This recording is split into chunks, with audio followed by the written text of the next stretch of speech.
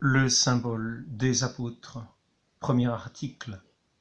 Je crois en Dieu, le Père Tout-Puissant.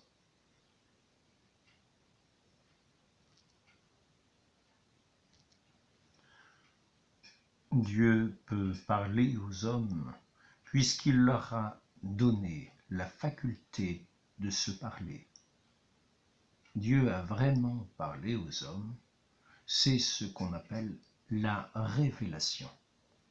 Sans la révélation, nous n'aurions pas pu être sauvés, parce qu'il nous aurait été impossible de savoir par nous-mêmes ce qu'il faut croire et ce qu'il faut faire pour être sauvé.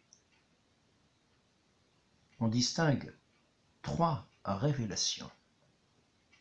La révélation primitive que Dieu a faite à Adam et aux patriarches.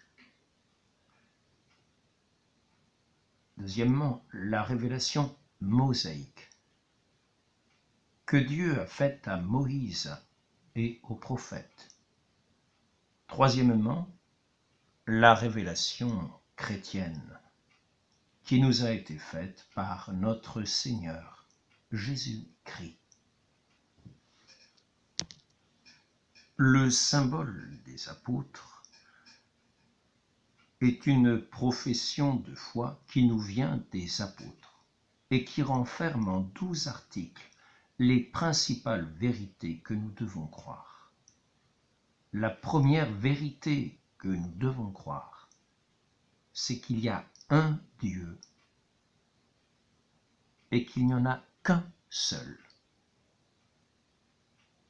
Nous croyons en Dieu parce qu'il nous a révélé lui-même son existence. La raison nous dit aussi qu'il y a un Dieu, car s'il n'y avait pas de Dieu, le monde ne pourrait pas exister. Le monde, en effet, n'aurait pu se faire tout seul, pas plus qu'une maison ou une horloge ne peut se faire toute seule. Car Dieu est un pur esprit, infiniment parfait, créateur du ciel et de la terre, et souverain Seigneur de toutes choses.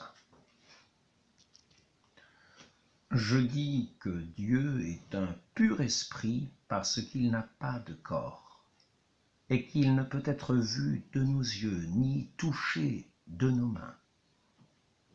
Je dis que Dieu est infiniment parfait, parce qu'il possède toutes les perfections, et que ces perfections n'ont pas de bornes. Dieu a toujours été. Il n'a jamais eu de commencement et n'aura jamais de fin.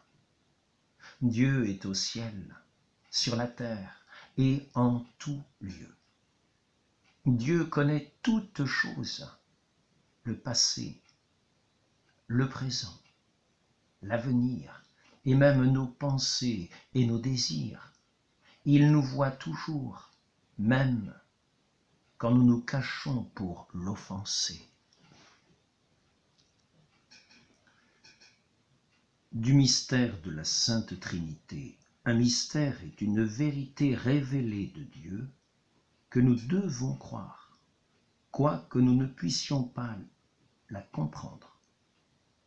Le mystère de la Sainte Trinité est le mystère d'un seul Dieu, en 3 personnes, qui sont le Père, le Fils et le Saint-Esprit. Le Père est Dieu, le Fils est Dieu, le Saint-Esprit est Dieu. Le Père, le Fils et le Saint-Esprit ne sont qu'un seul et même Dieu. Ils sont égaux en toutes choses, parce qu'ils n'ont qu'une seule et même substance, et par conséquent, une seule et même divinité. Dans ce tableau, la Sainte Trinité est représentée au centre par un grand triangle dans lequel on voit Dieu le Père reposant sur le globe du monde et tenant les bras de la croix sur laquelle Jésus-Christ, son Fils, est attaché. Le Saint-Esprit, sous la forme d'une colombe, rayonne entre le Père et le Fils, ce qui nous fait entendre qu'il procède du Père et du Fils. Dans le haut du tableau, à gauche, on voit Jésus-Christ donnant à ses apôtres, avant de monter au ciel, la mission d'enseigner toutes les nations et de les baptiser au nom du Père et du Fils et du Saint-Esprit. À droite, on voit le baptême de Jésus-Christ dans lequel les trois personnes divines sont manifestées. En bas du tableau à gauche, nous voyons Abraham recevant la visite de 3 anges. Il en vit 3 et n'en salua qu'un. « Seigneur, dit-il, si j'ai trouvé grâce devant vos yeux, ne passez pas à la maison de votre serviteur. » En parlant ainsi, Abraham honorait dans les 3 anges un seul Dieu en 3 personnes. À droite, on voit saint Augustin et l'enfant. Un jour, le saint évêque d'Hippone se promenait sur le bord de la mer, cherchant à approfondir le mystère de la Sainte Trinité.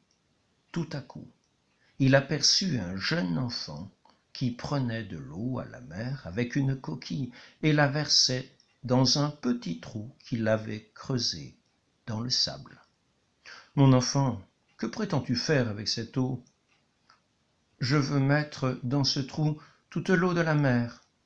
Mais tu vois bien que ce trou est trop petit pour contenir tant d'eau. Je parviendrai plutôt à mettre la mer dans ce petit trou que vous à comprendre le mystère de la Sainte Trinité. » Cela dit, l'enfant disparut. C'était un ange qui avait pris cette forme pour faire entendre à saint Augustin que le mystère de la Sainte Trinité est impénétrable à tout esprit créé.